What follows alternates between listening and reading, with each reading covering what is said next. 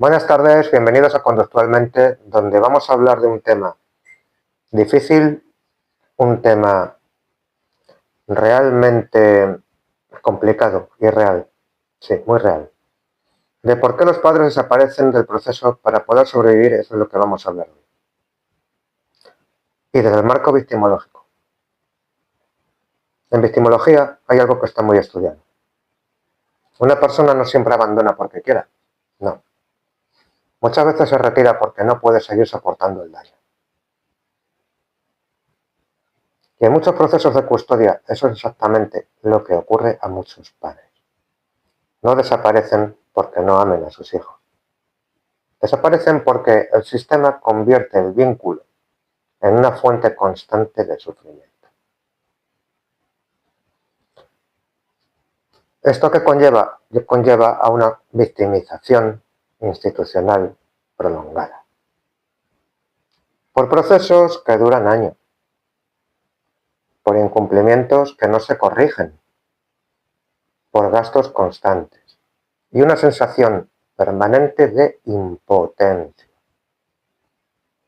En victimología, cuando el daño no viene solo del conflicto, sino de la falta de respuesta institucional, hablamos de victimización secundaria.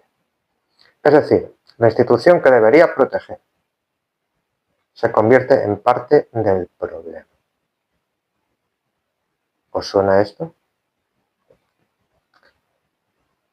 Desde la perfilación conductual, el desgaste no es un efecto neutro del sistema. No. Es un mecanismo que va reduciendo la capacidad de resistencia de la víctima.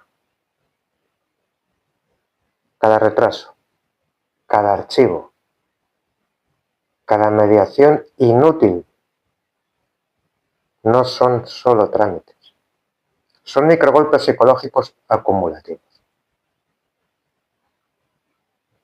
Y llega un punto en el que la víctima ya no lucha por el resultado. Lucha solo por no romperse del todo.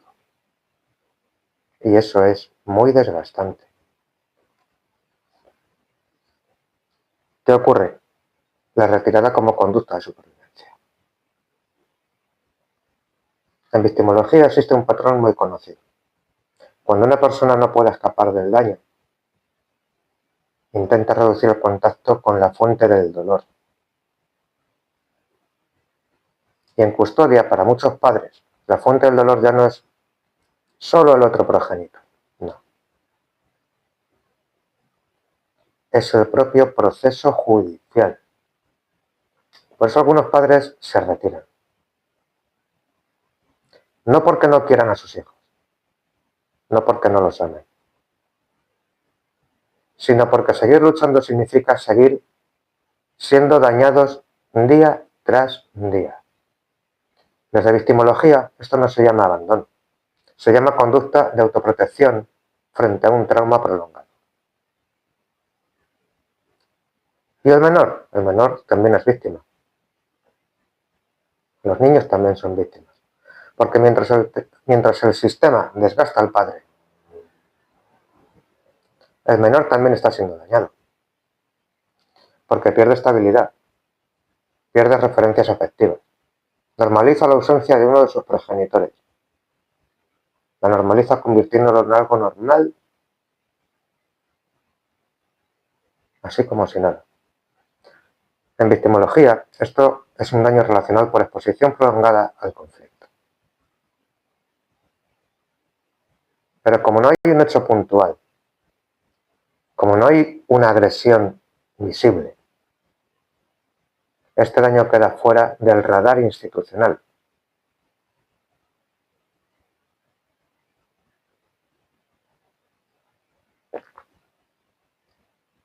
De ahí conlleva que el padre desaparezca de la vida. Hay una realidad que casi nadie quiere nombrar. Algunos padres no solo desaparecen del expediente, desaparecen de su entorno, desaparecen de sus amistades, de su vida social y de su proyecto vital. Sí, se aíslan, se apagan. entran en depresión o se reducen a sobrevivir día a día. No porque no tengan amor por sus hijos, sino porque el dolor se vuelve permanente y no encuentran ninguna salida institucional. No hay apoyos. En victimología esto se entiende como desconexión progresiva de la vida social por daño psicológico continuado. Y todos sabemos que cuando una persona llega a ese punto, el riesgo ya no es solo perder el vínculo, es perderse a sí mismo.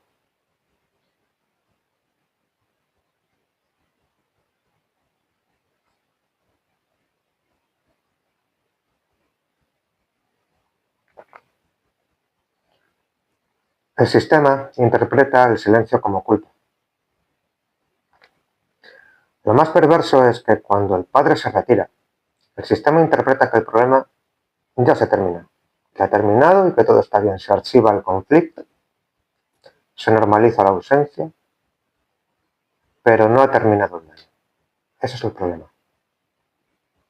Que lo único que ha terminado es la capacidad de esa persona para seguir luchando. Ahora preguntaos, ¿qué instituciones ve esto? En victimología esto se llama confundir retirada con consentimiento.